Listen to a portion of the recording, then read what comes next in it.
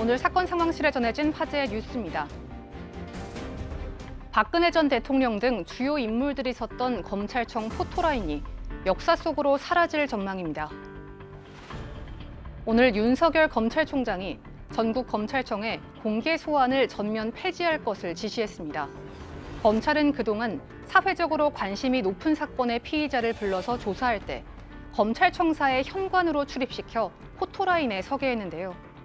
유죄가 입증되지 않은 피의자를 포토라인에 세운다는 것에 대해 인권 침해 논란이 제기되면서 결국 완전히 폐지됐습니다. 대낮에 아파트 옥상에서 소동을 벌이다 구조된 남성.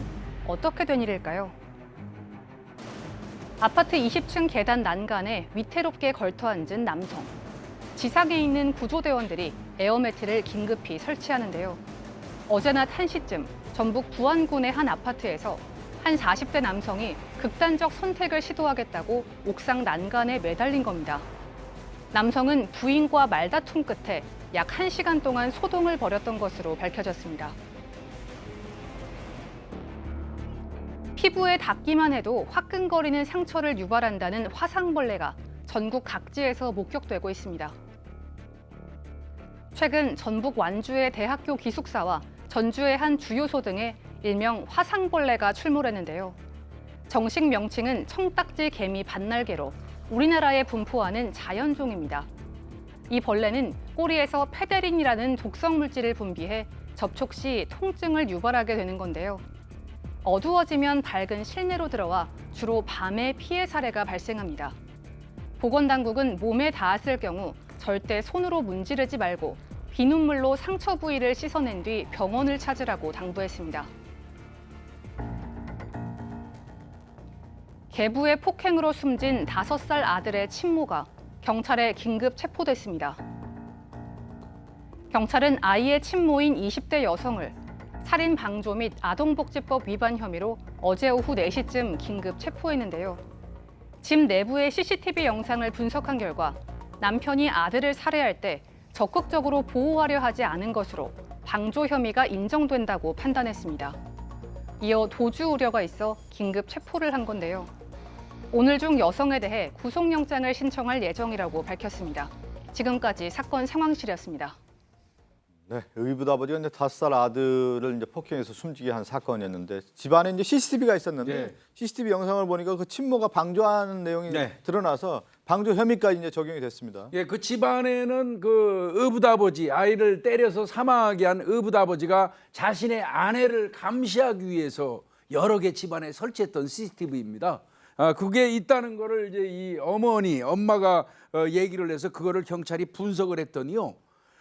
CCTV 그 2개의 영상에는 아이가 안방에서 의붓 아버지로부터 맞고 있을 때 엄마가 그 연신 들락거리는 모습이 있다는 겁니다. 그럼 결국 맞고 있는 거를 그대로 그냥 방치한 거죠. 그거 이외에도 또 수시로 가면서 소리 아주 조금의 그 음식물을 아이한테 갖다 주는 그런 영상도 있었다는 거예요. 결국은 안방에서 의붓 아버지가 자신의 남편이 아이를 폭행하는 그 장면을 보고도 그동안 묵인했다는 게 입증됐기 때문에 아마 구속영장을 신청할 얘기라고 하는데 이건 진짜 제가 볼 때는요. 때려서 아이를 사망하게 한 그 아버지 못지않게 이 어머니도 그 비난받아야 마땅합니다. 이런 사건이 종종 있더라고요. 아이 이렇게 때리는 그 장면을 직접 보면서도 방조하고 거기에 대해서 어떤 제지도 하지 않는 경우들이 있는데 이것은 이 엄마는 친자식 아닙니까? 학계에서는 이걸 배털드 우먼 신드롬이라고 얘기를 합니다. 즉 매맞는 여성의 증후군이라고 하는데요. 계속적인 폭력 속에 노출되다 보면 저항할 능력이라든지 어떻게 학습된 무기력을 통해서 자신이 이것을 일상으로 받아들인다라는 학설이 있는데요. 그런데 이것이 실제로 진짜 매맞는 여성 증후군인지 확인해 볼 필요가 있고요. 그 자신도 약자지만요. 아이들이 더 약자기 때문에 아이들을 지켜야 될 이유가 있었거든요. 그런 면에 있어서는 심리적인 것보다 이해가 다 안 되는 부분이 있습니다. 친자식이 죽는데 거기서 방조하고 있다고 하니까요. 엄격하게 처벌해야 될 것 같고요. 자, 검찰이 이제 포토라인을 폐지하겠다고 밝혔는데 우리가 뭐 항상 보면 그 포토라인 딱 있지 않습니까? 이 포토라인이 정확히 언제 시작된 건가요? 일단 그 포토라인은 사실은 그 취재 경쟁이 과열되다 보면 불상사가 가끔씩 나잖아요. 그거를 예방하기 위해서 이제 이거 그동안 실행해 왔던 건데요. 이 포토라인 관행이 생긴 거는 1993년입니다.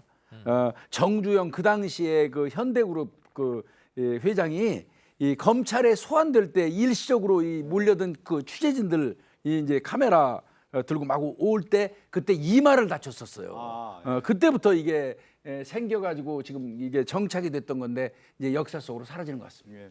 뭐 그런데 사실 뭐 저렇게 이제 포토라인을 폐지하겠다고 하는 발표 시점을 두고 조국 법무부 장관 부인이 이제 소환되는 이 시점에 폐지했다라고 하는 부분이 좀 논란이 되고 있는 것 같아요. 인터넷에서는 뭐 뜨겁게 좀 달구고 있다면서요. 그렇게 보실 수도 있을 거예요. 그리고 이제 검찰 측에서는 일단 얘기하고 있는 게 이미 기존에 논의를 해온 부분도 있고 또 현재 검찰 개혁 작업이 일환으로도 지금 이거를 좀 서두르기로 했다라고도 얘기를 하고 있는데 한편으로는 그렇게도 반론 아닌 반론을 할 수 있는 게 이런 논란이 일지 않으면 이것도 폐지하자는 얘기 그러네요. 자체도 할 수도 예. 없어요. 그러니까 뭔가 문제가 있으니까 그리고 뭔가 사람들 사이에 관심이 집중됐을 때 이것도 다시 한번 거론을 해서 그럼 이거 어떻게 할 것인가 하는 거지 아무 일 없었을 때는 이거 없애자 뭐 두자 얘기 자체가 안 나오는 거죠. 지금 처음에 얘기한 건 뭐 93년도에 뭔가 이게 네. 취재 경쟁이 있다 보니까 또 상당히 문제가 있어서 포토라인 설치했다. 포토라인 그렇죠. 자체도 그동안에 계속 논란이 됐군요. 예. 인권에 대한 문제 여러 가지가 있었는데 이번에 이제 폐지하겠다라고 하는 발표가 있었습니다.